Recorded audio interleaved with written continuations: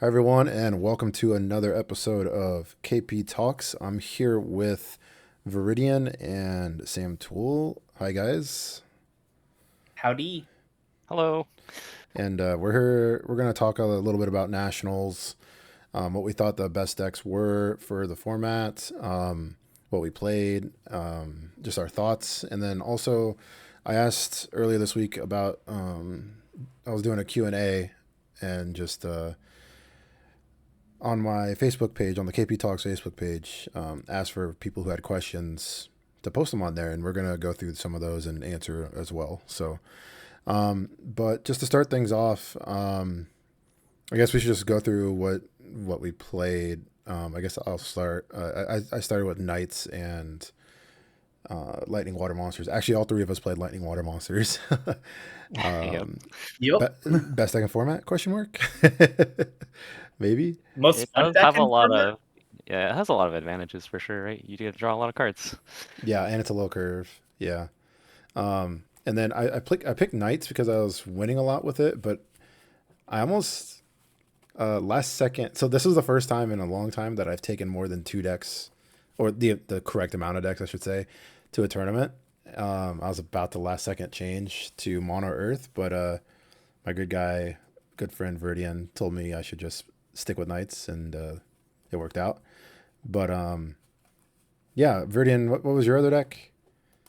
So I started with Water Lightning Monsters myself, and then I played Chaos as my second half deck B. And what about you, Sam?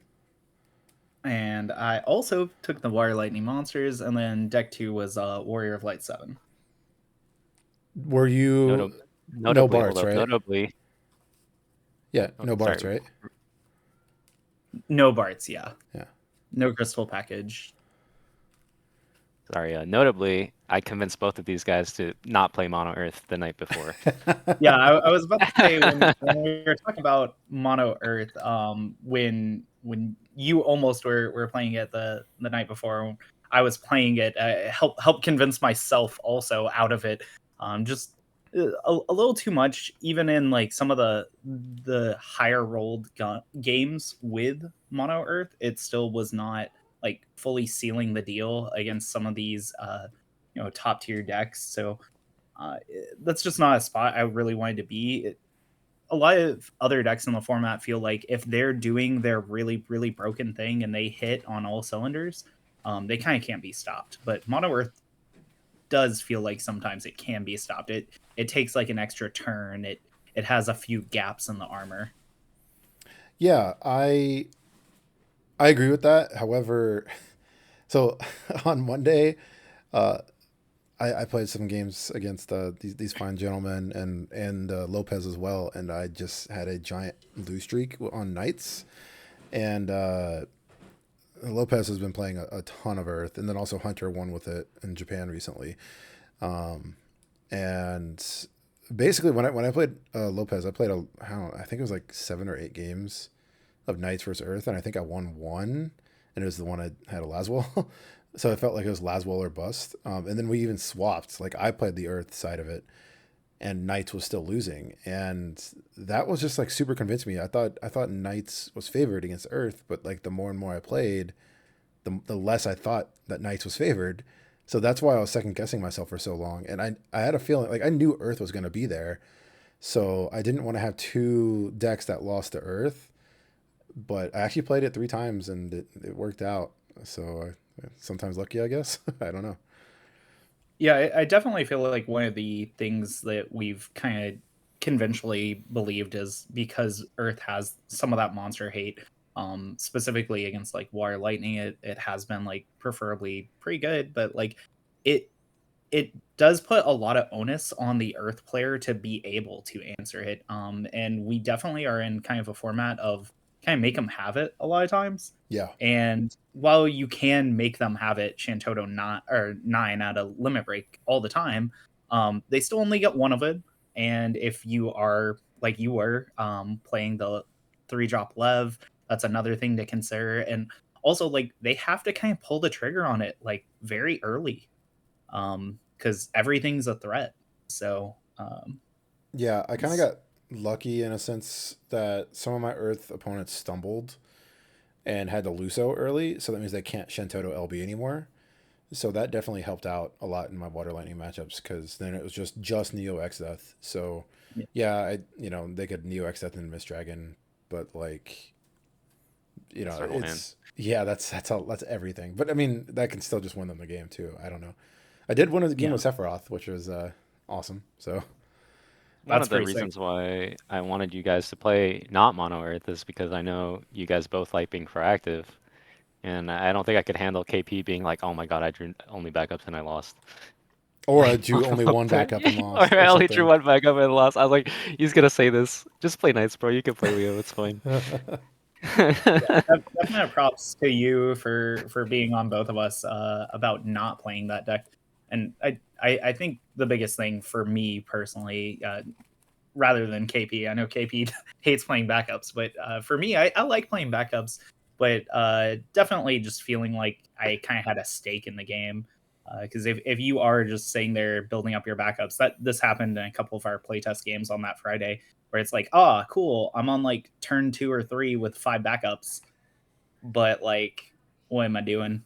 And I am Yeah, currently dying. And then my opponent, KP just looked at me. I was like, wait, can you stop this? And I go, nope. And then you're dead, right? Because Yeah, the deck just doesn't have enough reactive tools, kind of like Chaos Arc with the burst, with just powerful summons. I don't know if But yeah, this is you're, a good segue per se, but like if you look at the top decks like Mono Earth, right? It just loses the mid-range battle to Refia. yeah. I can Axstar pull Duel up the freezes its whole board. Mono Wind can go over it. Warrior of Light has Gilgamesh, Knights has Laswell, so like, Chaos Art can get there. Like a lot of these top the S and A's, what you have here, kind of just can go over Mono Earth. yep, yeah. So this is I just pulled up the tier list for the video right now, and this is very close to what I deemed as like the top decks. The Witch specifically being water lightning monsters, not fire water. I don't believe in fire water monsters. It is playable, but I feel like after it's turn two, if you don't keep up the pressure, it falls fast. So I'm not a believer in fire water because like I think it has the best turn two in the game, but then it falls off a cliff if you don't have follow up after that. So Are you what's up? are you rating this? Is this tier list for two deck format, or is this one deck format? What do you Um, think this is? Honestly, I'd say one deck format, but I think a lot of it's close anyways. Okay. And then the Tyvis is Fire Water Warriors, not Fire Ice. I think Fire Ice. So I guess the way I would describe this list is I think everything on this list can win the tournament. That's how I even so I have like Lightning and D tier, but I still think FF13 could win a tournament because of how like broken it is. They just need to respect it. So hmm um you just now have to have a little bit more run good with yes, some of those lower tier decks.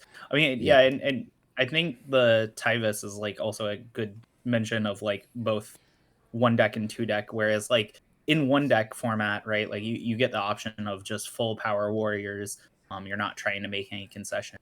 The biggest thing, and we saw this a lot over the weekend, where there is the fire ice warriors. Personally, I think both of you and honestly a lot of people I spoke to who even played it kind of agreed the fire ice warriors is more of a concession to just the fact that you can't play fire water, um, because your water cards are tied up in your other deck, so you're playing yes. fire ice instead. And it is a concession. I do feel like it is significantly less impactful. Yeah, and I think I mean, look, we all agree water's the best element in the game right now, right? So it just kind of makes sense that it's tied. I mean, I played water in both my decks, right? And the overlap was Leo and arguably Lunafreya. I don't know if Lunafreya would go in Knights, but it has been in Knights before. But Leo, I didn't have Leo in Water Lightning this weekend, and that was the concession I made. I guess Knights also lost Lena, and I gave it to Water Lightning as well, which is a pretty big deal. But yeah, I think the water cards, like finding out that was kind of my first instinct on this format is where do the water cards go, and what deck do I want them in, and I think it's kind of difficult. That's the hardest part. And I would also argue. So I have these in order. Like I would say like Wall Seven's better than Warriors, for example. I actually did put them in order that I think is how good they are, but obviously everything can change. However, I was going to see what you guys thought about changing some of this stuff. But I do think Yeah. that the top 5 decks are still the top 5 decks. I don't think anything moves. They might move from S to A or whatever, but I genuinely think the top 5 decks are still the top 5 decks. What do you guys think? Yeah. Well, and also just going back to you mentioning mono water, or not mono water, but water in general being like the best color. I think we can also agree like the second best color is fire, and kind of both of them are on the backs of select cards, Tyvis, Amaterasu, Mm-hmm. Realm, Witch, and then Corilla and Warrior, kind of being like ancillary there as well. But yeah, I think it was really interesting going into Nats. One of the things that you mentioned on one of the weeks that I thought was a really prominent thing to mention is you mentioned your water cards, but you also mentioned I want my fire cards in essentially the other deck to make sure that I have like a reasonable balance between the two decks. Like if you're putting all your eggs in one basket of like all your fire and water cards in one deck, your other deck is just going to be so hampered Yeah, It's gonna be and by mono Earth. options. something I think you forgot to mention with Clive Ifrit. That's a big thing for fire Yeah. as well, and that's actually so Cody, man, Cody had a run this weekend. Uh, like between Knights and Wall Seven, like both those decks want Amaterasu, both those decks want Clive Ifrit, and he couldn't do that, but he still got third. Like what a madman.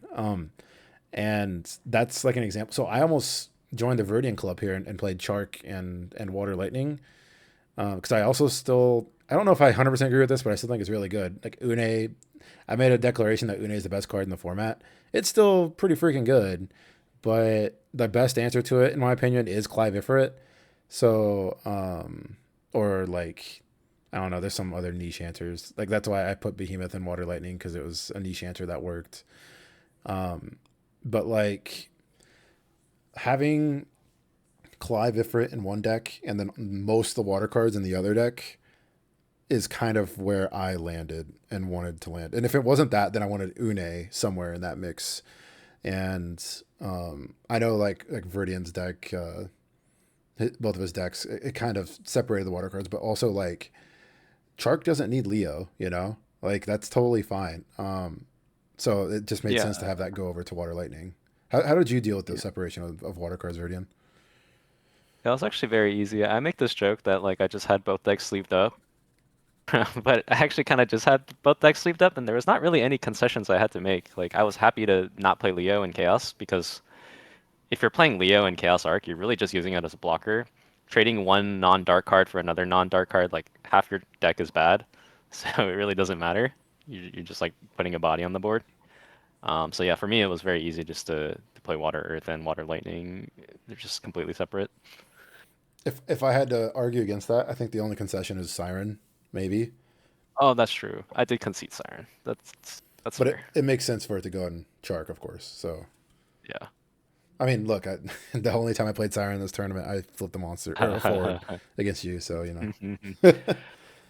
I think for me personally, like post Nats reflection or even going into Nats, but I felt like I didn't really care to change my decks. Was I was thinking Warriors or sorry Chaos was like lower and lower in my tier list because I felt like the deck got really good if you hit a good EX burst or if you got to go first, and if you had to go second or you didn't hit a burst, it felt really dire.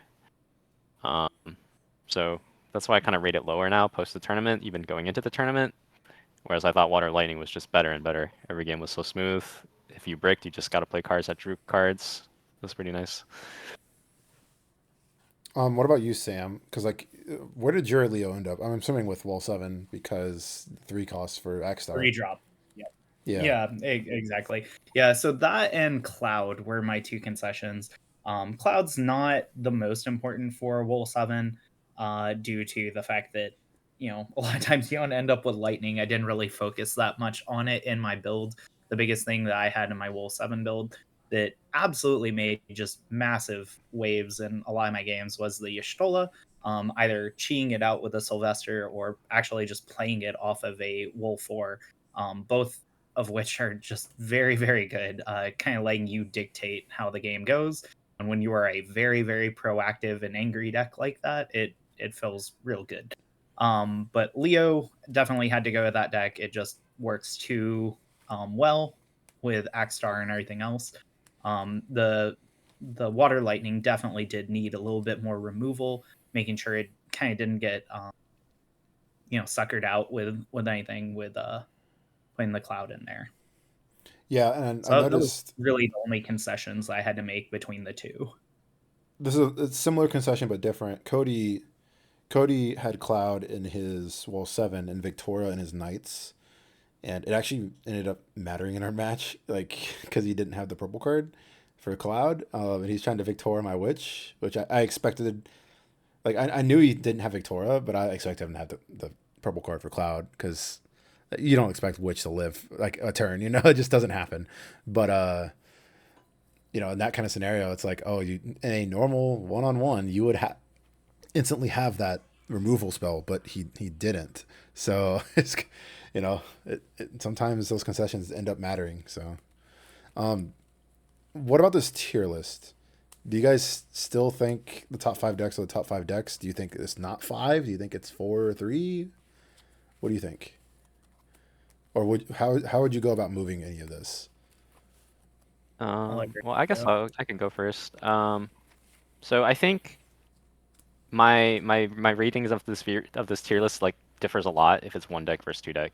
I Okay. think Refia goes like up way more, and because Refia goes up, Chaos goes more. Because I think Chaos is like really only good for like really really favored into Refia, and all the against the other ones it's like kind of whatever. Okay, then I would say based on 2 deck because I think I could be wrong, but I think everybody's nationals is 2 deck. Is that right? Maybe. Yeah, I think I so. believe so. Yeah. Okay. Then let's base it off of 2 deck. 2 deck. So I think Warriors goes up for me, Chaos goes down for me, and then because of our format, I think Wind is like the worst quote unquote A tier because we were doing 4 rounds of A, 4 rounds of B, and not like best of 3 with both. So like, would you keep Chaos in S, or would you how far down would you go? I think Chaos is like the first A probably. And honestly, I put Warriors as like third best deck. It's so versatile, it can beat everything. It has the good water and the good fire cards like we were talking about. Yeah. And it So, has X-Star, which beats up a lot of these other decks. It's just really bad into monsters, is so my something only like opinion. this. Yeah, probably something like that. Do you think Wind is the best monocolor deck, or do you think Earth is? I think Wind is the best if you get to day 2, Yeah, I and can Earth agree is with that. probably a little safer in Swiss. Okay, Sam, what do you think about this? All of those points were way too reasonable, so I have to agree with pretty much all of them. The the biggest thing is like obviously I do think that's a reasonable spot to put Warriors. It's just the fact that it does eat up so many of your cards that it kind of leaves you hamstrung on deck 2.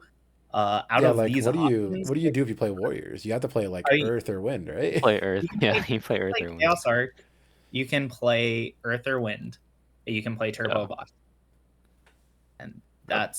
that's like it.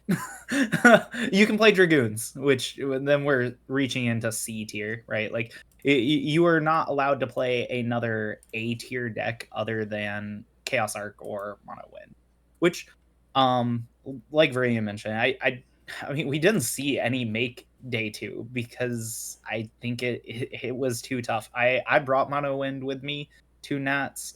Um, there was a shot, but I was way too scared about getting through Swiss with that deck.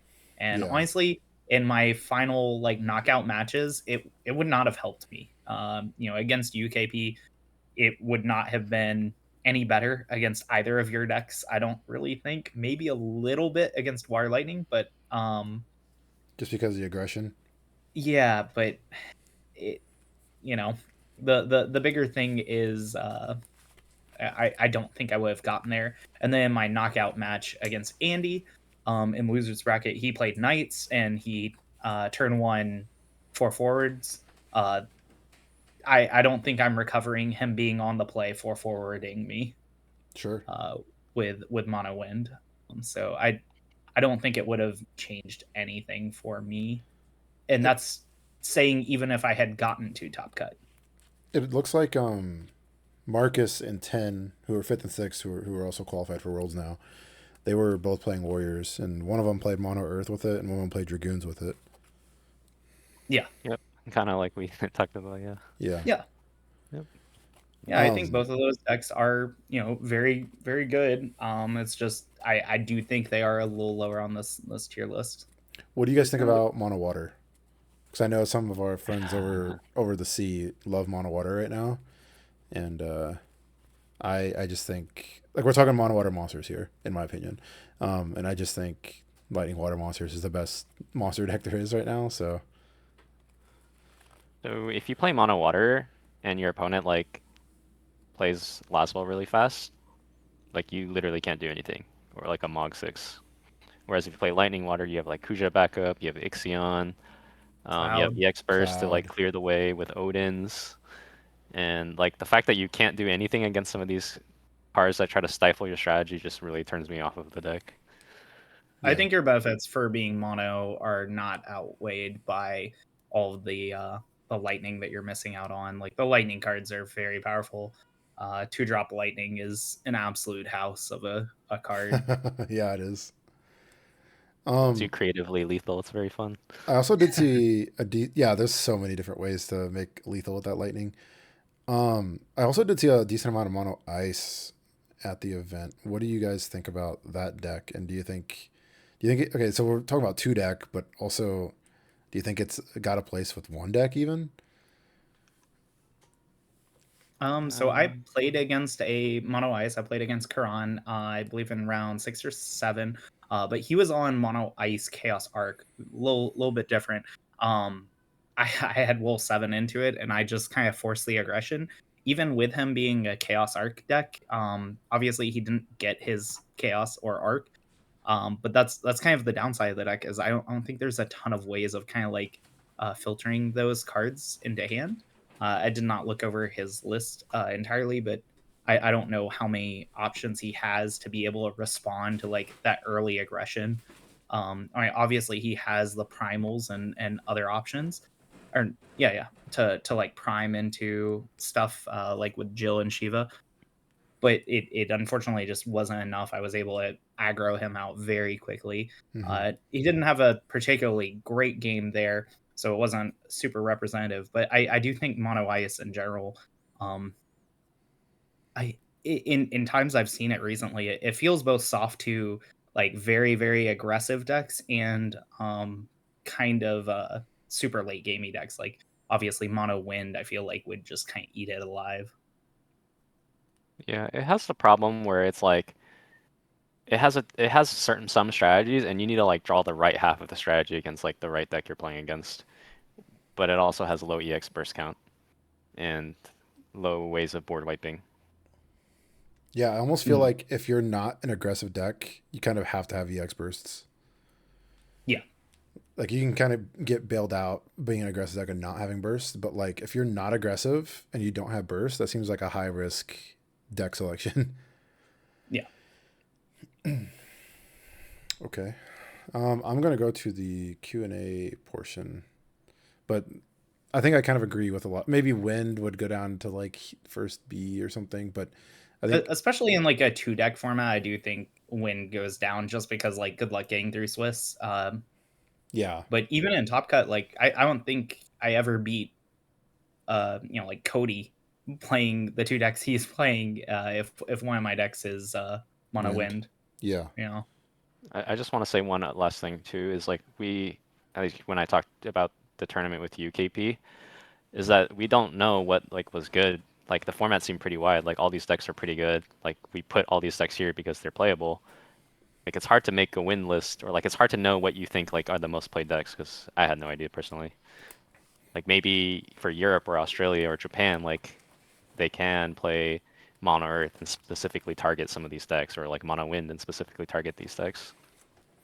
Yeah, I think that like so that's something to bring up to that too is like we were curious how many players were going to play monsters, I guess specifically Water Lightning. And the way I always phrased it was the people I talk to are playing Water Lightning. And that's like the Kansas City people, you guys, some other friends, like Will was playing it. And it's like, was there, I don't recall seeing literally anybody else, but there might have been. I just didn't see it. But I was like, there wasn't very many. I don't know. I guess that's like 12 people. I don't know. But, I don't know if there was anybody else, which I did see a couple of Firewater monsters. Like I knew Tristan topped with it. And I did see one more player that Some played it of as well. Gamer's Command. Yeah. Well, they were playing a cool Water Earth deck. Yeah. That deck looked pretty sweet. The monster deck? Yeah, it was Yeah. like mostly Water Earth. Some of them played Water Earth, some of them played Tricolor with fire. Yeah, well, when I say So- Water Earth, it was tricolor. It had Phoenix and Oh. Atomos Splash. I don't know if Key had the fire cards. I think they cut goblins, and they just played like Phoenix, Atomos, and you can use Mira to bring them back. Oh, Key has a couple fire That's cards. very good. He has Bosch. Yeah, he has a haste goblin too. Yeah, okay. Yeah, I didn't see that. Interesting. I think that deck is pretty good. But also, what does deck B? Yeah. Tough one. Yeah, and kind of like what you were saying earlier, I think when there's like situations of unknown factor, like we don't know what the most like all these decks were played, but to what quantity, right? We don't know. In those scenarios, when you don't know, it's better to be proactive, in my opinion, than reactive. Just because you have your game plan, you have your strategy. It may not work out. They might, have a better strategy than you, but like, in those scenarios, at least you know what your plan is. Instead, like if you're playing control deck, you might not be able to control what they're doing if you don't know what to prepare for.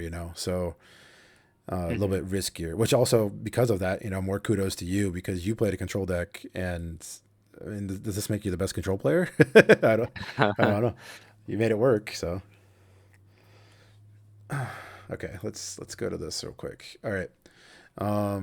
If we have time, we'll go through all these, but otherwise, I'm just going to skim through a couple of them with you guys. We'll just start at the top here. Oh, there's 5 from Alex. So, how do we go about this? Let's just go through one at a time here. What's left on your Final Fantasy TCG bucket list? So, I'm going to start, and then let's go Viridian, and then Sam after that. For me, to keep it simple, it's like I think I've checked almost all the boxes except for winning Worlds, and that'd be cool. But I'm gonna be realistic. It's really hard to win Worlds. So, if I got that opportunity again, even if I lost it, I would still be pretty happy, getting to that position. So, I would just be honestly happy if somebody from NA won Worlds. That's kind of where I'm at. If it was me, that's great. But just hoping it's somebody from North America. But that's about all I have for my bucket list. Verdon, do you have any goals that you want to set? Actually, yeah, no, I don't really have a lot of goals. Actually, when I started playing this game, I had just moved to Seattle. I didn't really know anyone in Seattle. I did a demo in LA, and then I tried to find the game here. And I got to meet a lot of good friends and go to a lot of cool places. So that's really all I wanted from this game. And, I did that. Sure. Or are you, Sam? Well, my resume is not quite as good as y'all's, especially now with both of y'all being national champions. Probably the biggest thing and only thing I would really have on the bucket list would be to join y'all as a national champion. Would be pretty cool, but also realistic. Y'all are great players, but it is also really hard to get there. So it's like it's huge that you both did that. Kind of like you were saying winning Worlds is like I would love to, but realistically that's asking a lot. But yeah, that would definitely check it off the mark though. Yeah. That's a lot of luck for sure winning. Yeah, I definitely got lucky this weekend. I'm going to say that right now. Well, I mean, yes, but also like I mean they always say like what luck is opportunity meets preparation, and both of y'all, obviously prepare, but also the opportunity. You do have to have the opportunity. You guys shoot your shots every time. But you also do have to be prepared. I mean, the fact that we've had tier lists, we go over the cards, you've done your preparation. These are all, and this kind of ties into like his next question, right? Of how does someone go from like a new player to a world's Yeah. finalist? And I think that's literally the answer is opportunity and preparation. Um, it's a card game. Everybody does have to get lucky, but like you also have to practice. Practice, practice, practice. I think you said the most important thing with your deck and everybody's deck for Nats is playing what you're comfortable with, what you won't misplay, what you won't leave stuff on the table, right? Yeah, and one of the things I also say to everybody is like you got to know why you have every single card in your deck. And I know there are definitely, oh man, handful of people, maybe more. They net deck and then they change a couple cards. Okay, well, there's nothing wrong with that. But what I do want to know is why are you changing those couple cards? And if you can't answer that question, then you probably shouldn't change those couple cards until you know the answer, right? Because I just feel like, and it's okay if you're playing the wrong cards, but you got to know why you're playing. Like maybe it's a specific niche answer, or maybe you truly think it is the right cards, and then you find out later it's not, and then you change it later. That kind of a thing. But Like playing an Odin split because you have one full art. no, no, no, no, not this guy. Yeah, strictly unoptimizing your deck because you like full arts. This guy. Okay, maybe not strictly, but potentially So unoptimized. I know Alex. He's a local of mine, and he actually just started. I believe it was this year, and he in March, and he went 5-3 at this Nats, which is very impressive for a brand new player. So that's exactly why he worded it this way. Because I mean, just being at Nats also. yes, yeah. So and then he's playing against like me and Ben and Lopez, who've all gone to Worlds, and our locals is insane and stuff like that. So it's just like, and he's played us like he's a magic. He used to be a Magic player, so like he's played us in the past and stuff like that too. So like it's one of those things of, and he could adapt pretty easily, but seeing it kind of happen in front of his face, of like going to like me going to Worlds, me winning, whatever. It's like, how could he be put in that like in that scenario, put in his shoes, kind of a thing. And I think some other people ask some questions similar to this too, but it's like, Can I say something too? yeah, About, go ahead. Go ahead. I think one thing is like Sam and you both say, like practicing is really good, but it's also really important to recognize what is like good practice. Like you can play a million games, but if you're not, analyzing what's going on, if you're getting really lucky, you have to be cognizant of like when you are just getting lucky sometimes, to draw like the right conclusions from your testing. Yes. Which is, I know, something you love to talk about. filtering out good versus bad testing. Yes. Context matters. Context matters. Yes. Yeah, I 100% agree with that. And I'd also say, which this is probably a little more difficult, but it definitely helps me out. Like, go watch the tape. Like rewatch your matches. If you had a feature match, go check it and rewatch and see if you made any mistakes. I think I made zero. I truly think I made zero mistakes on day one, and day two I was loosey goosey. I made a lot of mistakes, and those are those are moments that you can improve in the game. And I would also say that like, at a local scene, you might not be able to do that. But if it's not you, then maybe you can ask somebody to watch you, and you can have that discussion point later. Or actually, something that happens a lot of at our locals is like, oh, I can't decide what I want to do. I want to take a picture of the board and my hand, and I'm going to look at it later. Stuff like that, because we don't really care who wins when it's at locals. We care about who makes the right plays. We want to get better. So just having like a snapshot in time and then figuring it out at a later time, like any of those kind of moments, I think goes a long way with getting better. So Yeah, and it's if you have infinite time, right? A lot of times we're like, well, I don't know which one's better. I'm just gonna go A this time, and then I'll try maybe path B next time, see which one's better. if you could take any card mechanic or core design from another game and put it into Final Fantasy, what would it be? Dredge. I was gonna say like some kind of graveyard something for myself as well. Okay, I wouldn't do Dredge, but Flashback would be sick. We have that. It's called Lightning. Nah, that's escaping. Escape. Yeah. True. I don't really have many comments on this one. I don't play very many other card games. Okay. Who is your favorite player to play against? Anybody? I just enjoy playing like really good Final Fantasy. Like if my opponent makes no mistakes, like that's my favorite person to play against. It's kind of lame if you just get like a freebie, like you have a really close game and then like they accidentally like a egregious misplay and then you're like, oh dang, all the tension just went away. You got any opinions, Sam? I mean, there are a bunch. I honestly, it's probably you. Is probably Nice. my number one. Dude, are we like 50-50 at this point? I don't know. I think so. Yeah, we play a lot. We play a lot at like high stakes events. Yeah. Yeah. I would Lot of say, top that we've dueled. yeah, exactly. I would say it's not specifically one person, but I mean, you two are definitely included in this. But like Oki was back in the day too. It's more of a like. I feel like I kind of got forced into the aggressive role in Final Fantasy because I felt like for a long time there wasn't very many great aggressive players, and I knew aggro was good, and all y'all control players were getting away with it. So I'm like, I need to prove that this can be done, and I felt like that kind of mentality. Like sometimes I'd get there, sometimes I wouldn't, but I would always try to find an approach that you guys haven't seen before, and sometimes it worked, sometimes it didn't. But like a Stenian and Chark or not Chark and a Chaos combo, or whatever, back in the day, like that's an example. Like, um, I just think that like there's a lot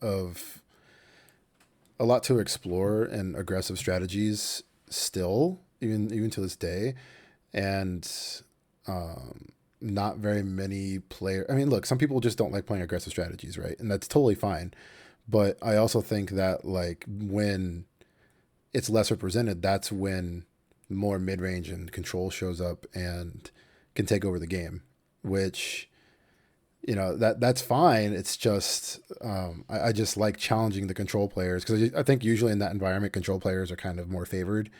So because there's no aggro to punish them, so to me that's kind of been the challenge. I always try to see if there's like some broken aggressive strategy to punish that, but not like in a not in a non-thinking manner, I guess I should say, because I still like to. I guess I like playing tempo. I guess is what I would describe it as, but I don't want to go all in unless I have to. Okay. I don't know how I would answer this question, but if you could design one card for your favorite deck to make it good again, what would it be? And my favorite deck is Versatile, and my answer would be make 5 costs not cost 5, but to me that sounds broken. So I don't think I don't think we can really do something like that. I don't know. Do you guys have any input? That one's tough for sure. I think we should I make know. board. Oh, sorry, go ahead. Oh, yeah, I was gonna say I know Viridian's probably gonna say something for Ice Earth, and I think that's gonna come down to either some really good backup or some really good board clear. I was literally gonna say board wipes deserve to be cheaper because all the other cards are playing like 2 or 3 guys for free every turn. Yeah, I kind of agree. I think like some kind of summon for like ice that would like kill 2 things. Right? Like we keep making summons nowadays that like only target one thing, and it's like most of your forwards you play them and it gives you 2 and or 3 and or 4 forwards, right? But we play a summon and it at best answers 1. uh and that just I feel like some kind of summon that like if it's a 4-cost summon, it probably needs to answer 2 forwards to like a reasonable extent. Yeah, because like Tyvos playing Mog is like so much value, right? It's like Yeah, okay. like I need like a 4-drop like summon and ice earth that like I don't know. Do you think a Supreme Verdict, like a 4 mana, literally Supreme Verdict, like uncounterable summon only Honestly, on your turn. yeah, okay. How about this, Varian? We'll do ice, earth, and a summon. So you gotta play both colors. But it's a Okay. 4-drop, and it is just a straight up board wipe. Okay, I'll be devil's advocate. I think it should cost 5. No. But Come 4 on. is too Only good. usable during main phase. Yeah, that's fine. Only usable during main phase. Like Hackathon 5 is like I know I played it. KP recommended to me. I ended up playing it. But it is like barely good enough. It is so close to being bad. And It's it pretty bad. frequently is actually bad. So Yeah, I agree. Yeah, board wipe. I as a aggressive player, I also think board wipes should be better at this point. And also, even like I've been saying this for I don't know 3 years now. Like if we had a Doomblade, a literal 2 mana, removal spell. If we could have something like that, that's not in aggressive decks. Like if it's for every other deck that's not aggressive, I don't know how we would design it, but like I think that would be so good for the game right now. But we would It has to also. be based on your backups, right? Like It's gotta it's be. gonna be like if it's a 4-drop like Odin, kill one thing. If you have like 2 backups out, it's only a 2-drop. If you have 4 backups out, kill 2 thing. Yeah. Honestly, yeah, something like that's that would be honestly pretty probably cool. that's honestly probably what needs to exist. Like if you want to, Scaled based on it backup has to have count. the stipulation for backups. Otherwise, the aggressive decks are just going to use it as well. Yeah. Yeah. All right. Hello, I'm trying to become a better player at FFTCG. I currently know how to play Knights, Mono Earth, and Scions to varying degrees. Wonder if you could suggest deck types to try and learn the game better. Thank you.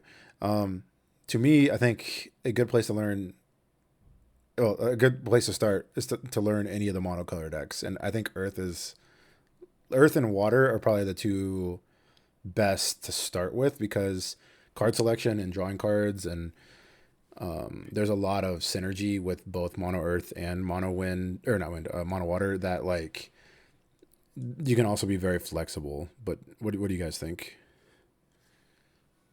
It I seems would like say start from any of the decks at Nats. Honestly, like literally just look at the top 16 lists.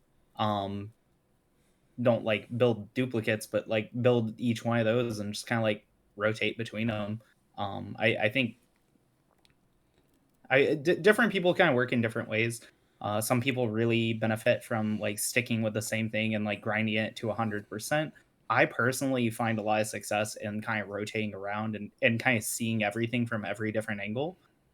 So I personally would recommend, even if it feels weird, like play a deck until you like win with it, right? What do you yeah, think, I was Rudian? gonna say you should go monsters next because like you have Knights, which is a tempo deck, Mono Earth, which is a mono deck, Scions. So monsters lets you manage your resources and play also a tempo deck, and then like once you are comfortable with that, maybe go to like 4-color Warrior of Light as like the top end, lots of color challenge. You can handle that. Yeah. And if you're not sure how to play those, watch the Nat stream, copy what people did, see how it works for you, and then kind of go from there. All right. Key asks, how do I get to the next level?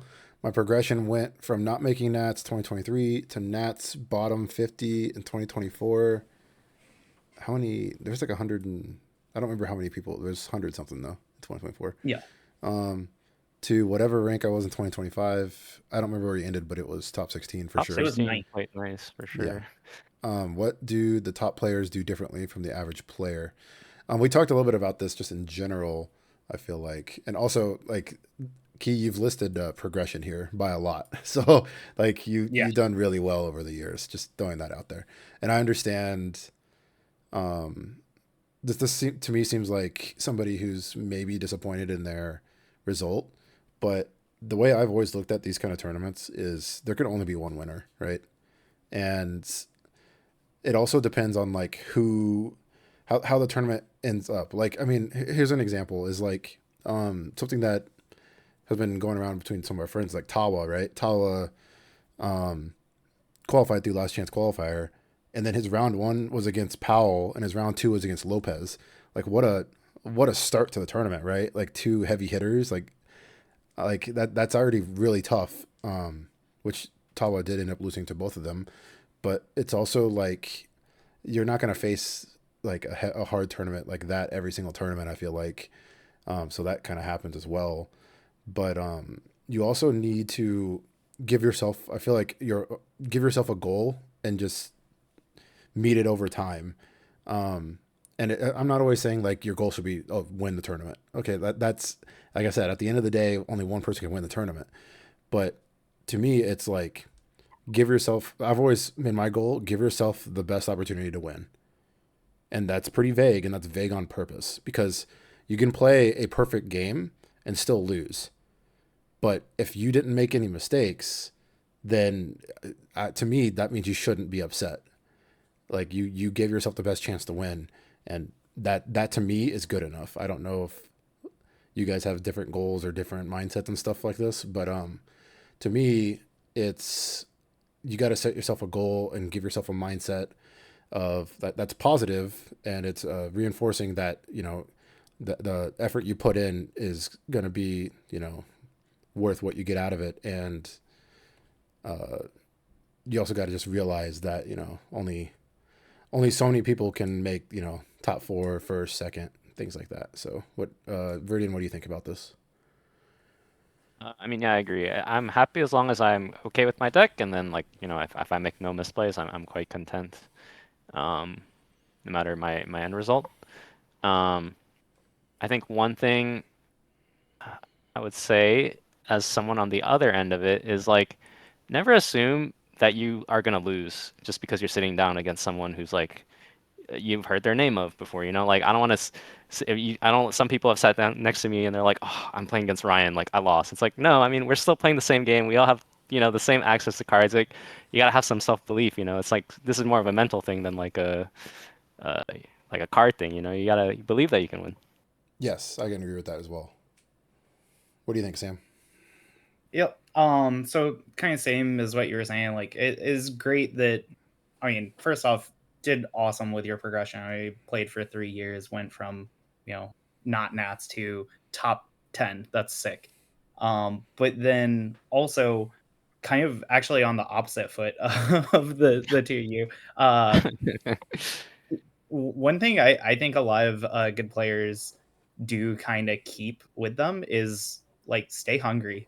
Like kind of like what Varian said, like don't assume you're gonna lose, but also like want to win. You do have to have some amount of drive to win. I clearly see it, with you. I see it with Viridian KP. Like, I mean, even though you're like okay with like it is understandable to like not be like upset that you don't win because there is only one winner. It's really hard to do. But also like kind of want that for yourself, right? Like want to win the tournament. Want to like you do have to have like some amount of drive. I feel like I kind of talked about this in one of the articles I wrote before, whereas like, sometimes even really good people will kind of, especially Oki would always joke about this, where he was like washed and he would be like, oh, I definitely can't win. But like if you sat down and you asked Okimoto if he could win a tournament, he would look you in the face and be like, really? His honest answer, yeah, he Yeah, does. He I does think remember he could that. win. Yep. 100%, right? And I think the same is true with both of y'all, and I think it's true with a lot of good players. Is you do you do have to believe in yourself, and you do actually like the most shonen thing ever, but like actually want it, actually believe in it. There is some amount of like don't give up on it. Yeah, and I will say, like, I mean, just teasing about this, but like, I've been playing this game for like 7 years. Look how long it took me to get first place, right? Like, and I'm not trying to like sound like I have an ego here or anything, but it's like, I mentioned this a few times this last weekend. It's just like second place king, right? Like, I get pass downs all the time, all that kind of stuff. It's like, well, I won my first Materia Cup last year, and this is nationals. It's like there's a lot going on. There's a lot of really good players. You have to get lucky. You have to run good. You have to play well. Like there's a lot of variables, and you also just have to like accept that for what it is. And it to me, like I said, my mindset's just like if I did everything correctly, then I have no reason to be upset. It may not be the outcome that I wanted, but also it's one of those like I gave it my best and will keep giving it my best in the future. So okay. What are good ways for players to integrate more with the community? Are there discords, online tournaments, or other online sources that players should be aware of? What are some things you could tell new players to look at if they want to pick up this game? There's a global Discord. I don't know the exact link to that, but there is a global Discord for everybody to talk at. And other online tournaments, there is RVA on Wednesdays. I also don't know how to link that, but it's a Discord. But it's It's in the global online. one. Don't worry. Yeah, it's Yeah. online on Octagon every Wednesday night. Mr. Shriner runs those every week, or almost every week. RVA Snugsy on Twitch. Yeah. On Twitch. I have one thing I really want to say about this one. Okay, go ahead. I love meeting people. You know, most people I've met in this game are like super awesome and stuff. It really irks me when I talk to someone and they say all this cool stuff and then they don't actually introduce themselves. So starting with your name is a great way to integrate yourself into the community. Yeah, I've been there before as well, actually. Okay. Was there other deck combinations that you were considering to bring for Nats? If yes, why were they not chosen? If no, what are the reasons that made you finalize on these two decks? So I mentioned this earlier a little bit about Earth, and we kind of talked about that a little bit. But Sam, were you considering any other decks? I don't know, maybe Earth, but was there anything else? I mean, I am chronically considering too many decks. Y'all helped me see reason, but I mean before going over anything, one of my like very first thoughts was definitely Wool 7, fresh from RVA, or not RVA, North Carolina Materia Cup.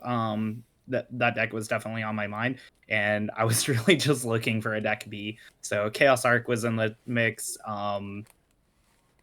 Pretty much anything else that could be in the mix was considered, but that was really the only thing I had kind of like relatively locked in was the Warrior 7.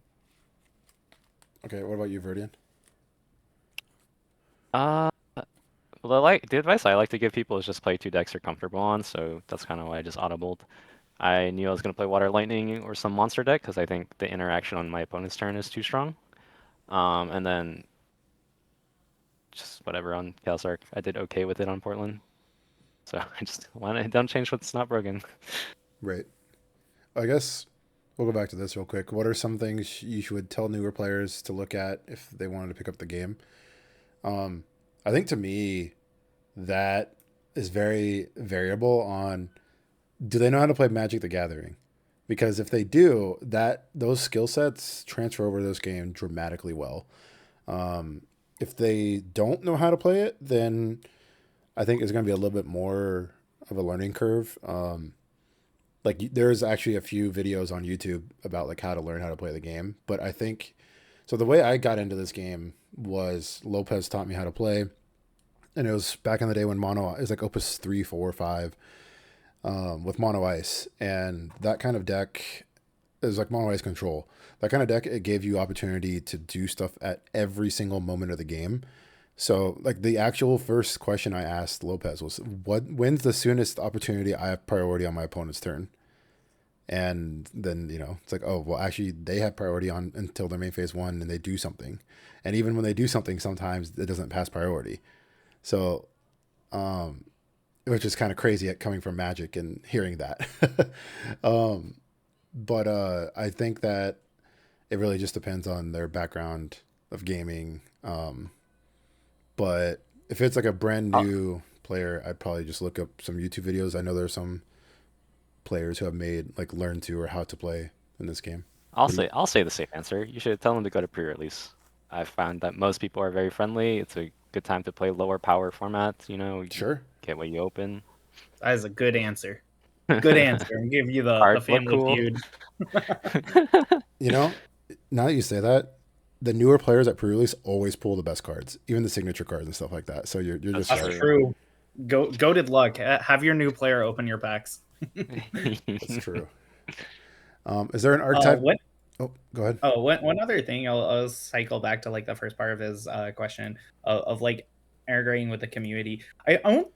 I do think it's important to like integrate with the community and talk with like everybody, but also like I think about like my relationship with like you two, and I think it comes from like a lot of common ground of not just this game. Like we found we have like a lot of interests and hobbies and stuff similar, and like it doesn't have to be whoever, like just find, you never know who that person could be. It could be like your second round opponent, first round opponent, could just be somebody you randomly meet at dinner or in the lobby for the thing. So it's like talk to people and kind of see what other interests they have. Like obviously you already have one shared interest, but like the more and more things align, it's like you end up meeting amazing people like you two. Oh, And we see each but other you're a right. lot, right? That's one thing too. You see the same Yeah. people a lot very often. Yeah.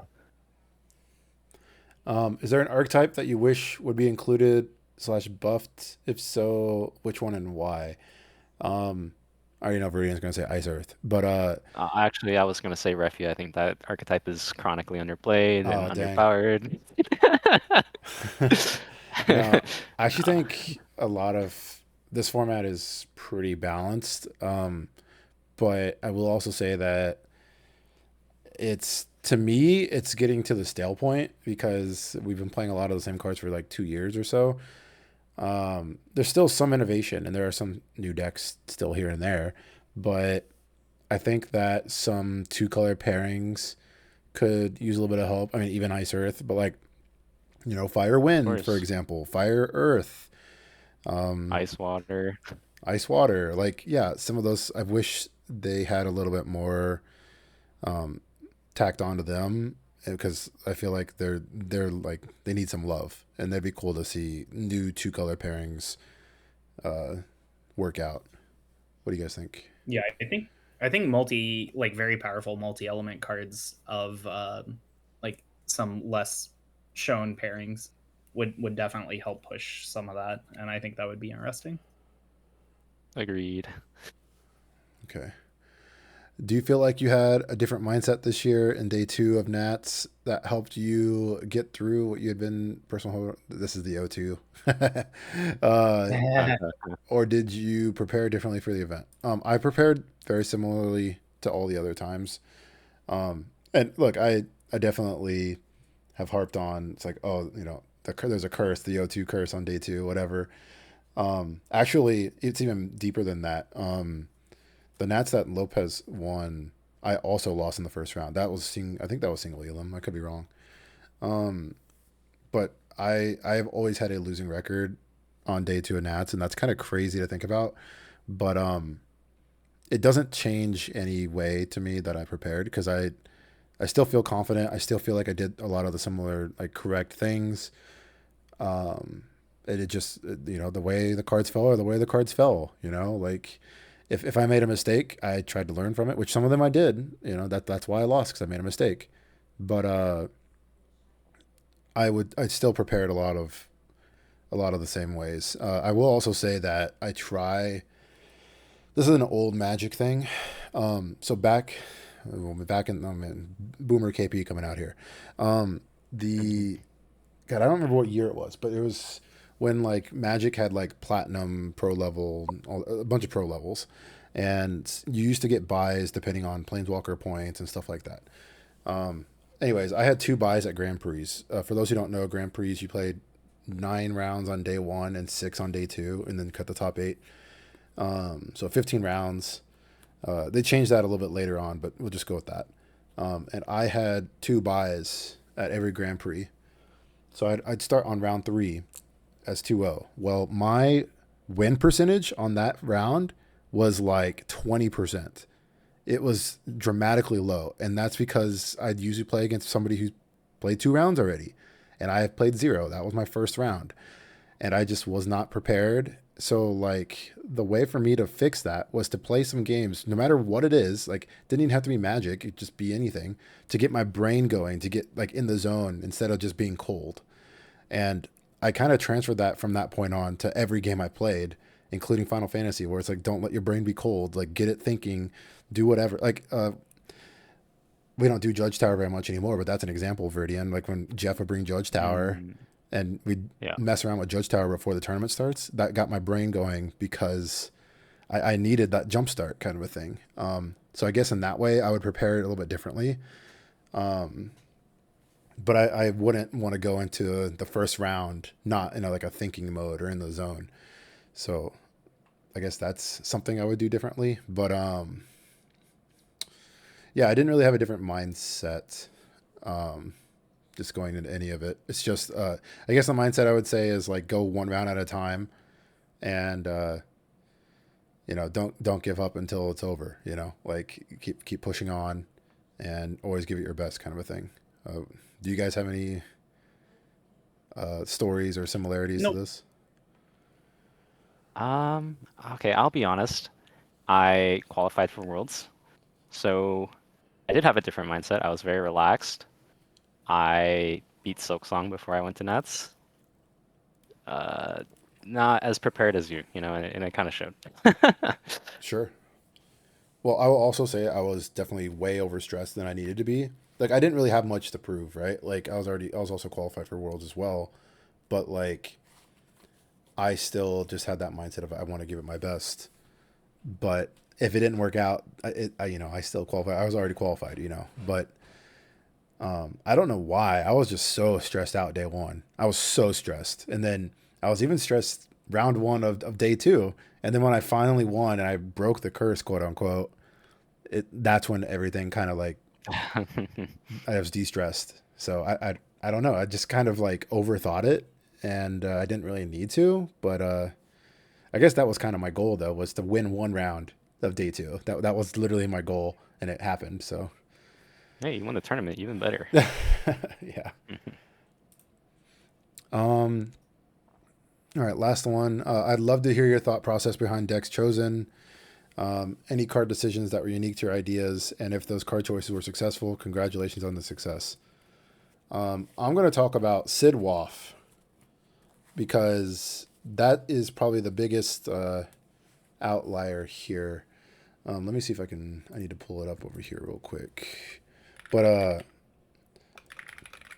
there was a event in Japan that had half the tournament was Knights players, and they cut the top four, and all four of them were Knights. Kind of crazy. But all let me do I have yeah right here. Okay. So for those who don't know, there's a Japanese website that has all of the tournament results, which is kind of sweet. But you got to call them, and I know it's the Sidoff one, and it tells you can translate it, and yeah, it tells you where it's at, and it's super cool. Tells you so 9 people were on Knights, which is a lot. uh, but their top four, all of them had Sid Waff in their deck. Not 3. I played 3. But also, you got to remember, these guys also have Lina in their deck, and I didn't. I had Lina in Lightning Water. This one had 3 Sid Waff. This one had 2. Okay. But I based a lot of opinions on, okay, if all top 4 of these players played Sid Waff in a full-powered environment, I probably should look at this. And I did. I only played 2 for a little while, and I didn't like it because ice backups were not great. Fire backups were also not great. I played Elwyn as well. Water, you want water backups because of Leo and because of Agrius, and it definitely showed how good water backups were when I played against Cody, and I back-to-back Agriused him. But like, what I kept losing to in weird situations were the Earth decks, like Mono Earth, Refia, Chark. Chark, it is what it is. I didn't want to. There's nothing I can really do against Chark. It's either they have it or they don't. But there were a lot of scenarios where I felt like they had been 1 CP off or 2 of board wiping me. And Sid Waff stops that because they can't like draw cards because they're discarding randomly. Whereas like Lina doesn't lets them trigger their burst. You draw a card. Maybe you have an Amaterasu, maybe you don't. But like if you don't, then you still get board wiped. But Sid Waff keeps them under that lock. So those playtest games that we played on Friday that I was talking about earlier, me and Sam played a few, and I'm pretty sure I had Sid Waff in every game, and that mattered because it was like I want to know if I lose with Sid Waff in my deck or not. And I think I won all of them but one. I could be wrong. I don't remember. Something like that. Yeah, I think that's correct. Yeah, and I think I lost the first one actually because I think you went turn 2-5. Yeah. Okay. But like I had Sid Waff every time, and it mattered. So I was just like, okay, well this theory works out, so I'm just gonna send it, and it worked out all weekend. So, but I still don't know what the correct backup lineup would be if you had full power knights. But if you're expecting a lot of like Earth decks, I definitely recommend 3 Sid Waff. I didn't really have any other crazy. I guess I can pull up the. Let me tournaments. I can pull up the decks real quick. You can talk about your favorite LB card. I think that's yeah. Oh yeah. I uncommon guess I one. played Red 13. I didn't like Zach, but Red 13 mattered because if they ever have multiple 9Ks, being able to push over them was easy with Red. And then It also, mattered in our match. yeah. And then also, same That thing, was Beatrix. super relevant. Yeah, Beatrix. A lot of Knights players only play 2 of this Beatrix or even 1. And I felt like power on board. So Cody actually ran it. He's like, I don't want to kill your Beatrix because you'll just LB one. But I also have to kill it because otherwise you get cost reduction. So it's a lose-lose. So that comes up, but I guess The best part of that one is like the new is it Heretical Knight? Like yes, using the Beatrix to Yeah. make it cost more is quite impactful compared to 6. yeah, they can hurt. 4-drop 8K freeze 2 backups, not costing you the card in hand. Huge. The Knight trigger was very relevant in our game once again, and it was relevant in my losers match against Andy. Very, very good combo. Yeah. So I will also say, I guess I tried to out math. I tried to really not play Lilith, but you have to play Lilith. I don't know. I guess you could play another Faisal and another Agrius, but that just seems wrong to me. You have to play. I tried to play 31 Knights, and it's so greedy. It's not worth it. And I'm playing Miwa because of I don't have as much water because I'm playing Sid Waff. So, and Miwa did help out a lot this weekend. But if I was playing full power Knights, I don't know if I would play Miwa. I don't think there's anything special about my Lightning Water, really. I know some people play Lev 2 3. Gal. Yeah, Lev 3. Oh, I have a Lev 6 in here. It was fine. I never burst it. I did cast it a few times. It's whatever. Would have been better as just a third Lev 3. Hindsight, yes, but Actually, also he beat me with this card, so it was actually optimal. He yeah, bounced his realm. he And chaosed. got- Yeah, he chaosed my realm, and then I killed his chaos and bounced his realm to my hand. So that was kind of sick. But it was originally a second behemoth, and I cut the second behemoth because I wanted more EX equity. Because I wasn't playing nearly as much as I usually do because I have Lev 3. Like some people played Kuchelin in this spot. Sam, you played 6 Let's go over those Odins. Odins. Yeah, I was like you played 6 Odins. I played 6, yeah. Yeah. Everybody I think has a different opinion on which Odins they're playing. Like 2 5s or 2 7s. 5-drop for me was incredibly impactful. I know you did not take a ton of damage with Water Lightning. I played against Wolf 7 a couple of times with it. I took damage those games. Getting to 5 damage and then having Odin in hand to respond to something that they're trying to do, very relevant. I think Very good card.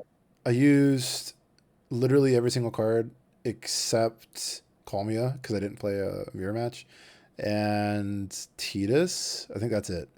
I think I literally used every other card in this deck. So I used Titus once. I did not use Titus. okay, let's do Sam's real quick. Sam, what did you play any? We'll do Water Lightning first. Sure. I know. Yeah, so both you and Viridian played RNA, right? Yeah. I couldn't play Siren, so I had it in. I never bursted RNA. I honestly, I was really happy with my list at the end of the day. So I kind of did like a split in between you two, where Varian only had the 13 backups, or Varian went the 14 backups. He only had the 13. But I just there were a bunch of like tech cards that I really wanted to fit in, like the second Melusine, the Cleone, the Dark Knight, and the Behemoth, the Gao, the RNA, the Siren, and I felt like I somehow just kind of jammed them all in and found a room. I was very happy with this list. The only thing I was upset about was it not hitting more bursts in my losers match. That was Yep. literally the only thing that ever really kind of cost me. You having the Odin, the extra Odin and RNA, you have more bursts than me. So, Yeah. and then we'll go to Wool 7 real quick. Oh, the same deck.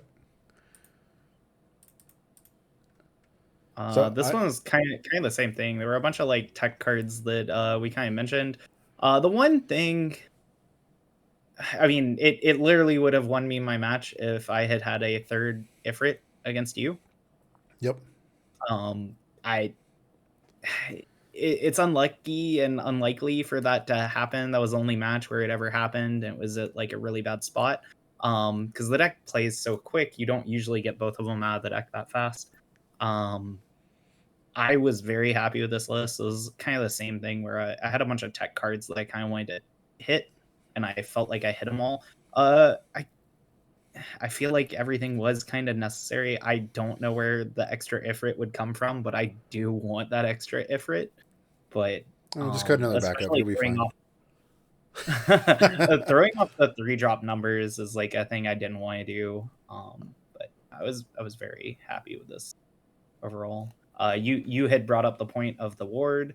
Axis had performed exceptionally. He still performed very, very well. Yuzuki, both for colors and the warrior target. Tiger Lassie for being just an absolute big beater. All of them hit their function. So I have talked with Hunter enough this season to know that always 3 Ifrits. Always He 3 was I Ifrit. playing like wanted this way. He was always this. like, I This is can't just get the it.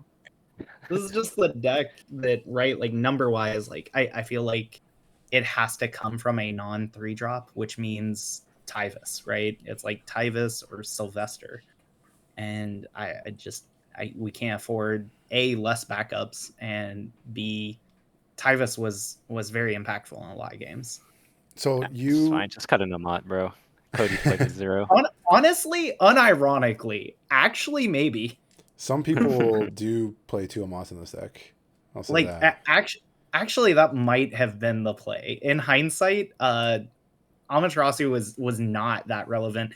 A lot of times people get to the point where they're trying to answer my board with like one-on-one answers. So the wool specials, the Y'shtola, stuff like that was a little bit more impactful than actually Amaterasu. Amaterasu only came up like maybe once in all my Wool 7 games. Since I know in Raleigh you played the Bart's version, which version Mhm. did you prefer? This one for sure. It is a lot lower to the ground. You aren't concerned about the crystals. You're not concerned about like this.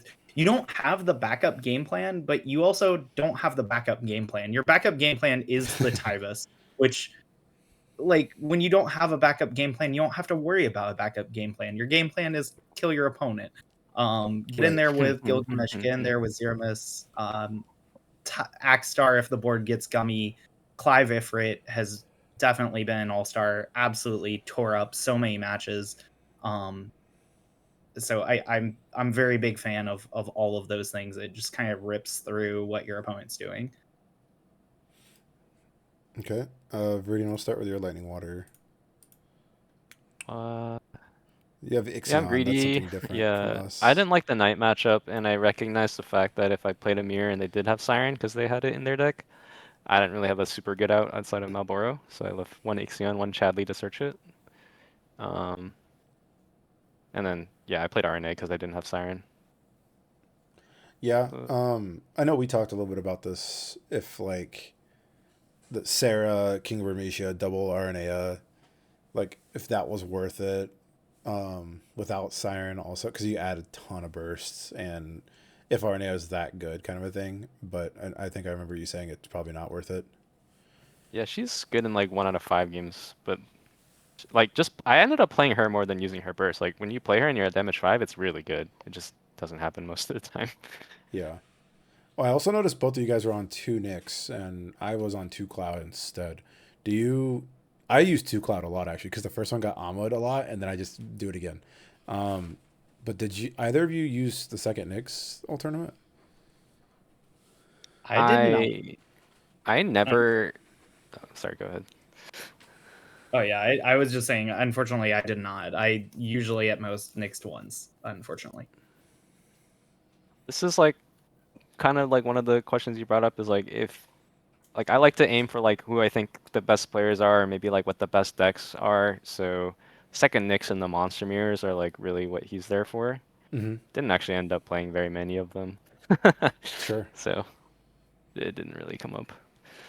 Did you ever burst your Kuja against anybody? No, I was pretty bad this weekend with my EXs. You still got. Sephiroth also did nothing for what it's worth. You guys said it was good. Yeah. It did nothing for me. It just never came up.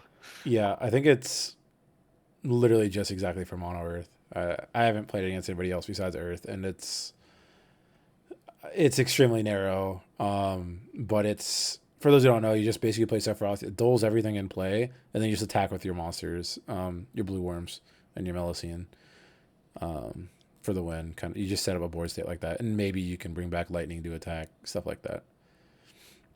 Because it will dull your Mon Slasher, but against Mono Earth, you need any kind of reach you can possibly get. Because once they take over the game, it's so hard to win. And then your Chark deck. I don't think there's too much Pretty to say about it. standard. Yeah, I added Vincent Tech 5 on maybe. your recommendation. Yeah, And then Vincent, Heck yeah. 5. Oh, I guess Summoner is a little Smart. different. Tell me about Summoner. So I had the backup Vincent before this tournament, and then in Rally everyone was playing Well 7, and Warriors was kind of hard because they can play so low to the ground. So Vincent can kill most of the Warriors, and he can still block tie boss without taking a damage. Shadow Lord's like really the only other card that can do that, but you take a damage. And Summoner is quite good just as the Earth. You need an Earth backup to replace the Vincent, preferably 2 cost, so you don't get Heck 3'd in the mirror. And then you can pay 2 to get back Arc, which is always really good. What is your opinion I on one Shantoto backup? think Shantoto is honestly like quite a terrible card. This Whoa, whole whoa, deck whoa, is whoa! Excuse me? it's a Are bad you card. Ryan? It's Are too you sure? expensive. No, it's too expensive. It's been too expensive. What'd you do with Ryan? But the You're not reason why it's Ryan. in the the reason why it's in the deck is like you have to you force aggro to respect you, especially in 2-deck format. Whereas if they hit a Thornton, you can board clear them for free. Not for free, but like you can get the board clear. Mm-hmm. Which is, and like them having the knowledge that you can do that versus you can't doing that, like probably affects them more than it affects you. I like to make my opponents do all the thinking, and I'll just do whatever afterwards. Sure. And then I noticed, which I think a lot of people don't know this unless they are a Chark player, but like in a way, this deck like backdoors Ico LB pretty easily because you have 24 summons for crying out loud. So like you basically paying 6 to arc them. I think how you did that pretty commonly this weekend, right? Oh yeah, it's very common. It's very good. Yeah. All right. Anything else you want to say about that? Anybody want to add anything else? We can wrap it up here. I don't think we said this, but congratulations on your win. Well deserved. Oh. Congrats to both of y'all for your world's trip, and do your best over there. Kick butt for NA. All of our team NA for worlds in general. But yeah, maybe what you asked for, one of y'all can make reality, or somebody on the NA team of just NA winning worlds. That'd be sick. Yeah, that would be awesome. We don't count it if Hunter wins, by the way. He's on vacation. He was excommunicado. Yeah. Well, he's got to qualify first, so you know. True. I will say that I do have a spoiler for this new set, but unfortunately we can't share it yet. Oh, So, but that'll probably be coming out on Monday or at least sometime next week. So stay tuned for that. Sam and but Verdian, thanks for joining on this. yeah, What were thanks you gonna for say? having us. Yeah. I was just gonna say thanks to everybody at Nats. Everybody. I hope everybody had a good time. But I mean, Nats is always. If you weren't there, it's a fantastic experience. Everybody's very fun. Everybody's friendly. Lot of really cool stuff kind of going on. They did lots of cool side events. There's a lot of love for the game. A lot of love for everybody who was there. So, congrats to everybody. A lot of fun. Yeah. Thanks for having us. All right. Until next time. See you guys later.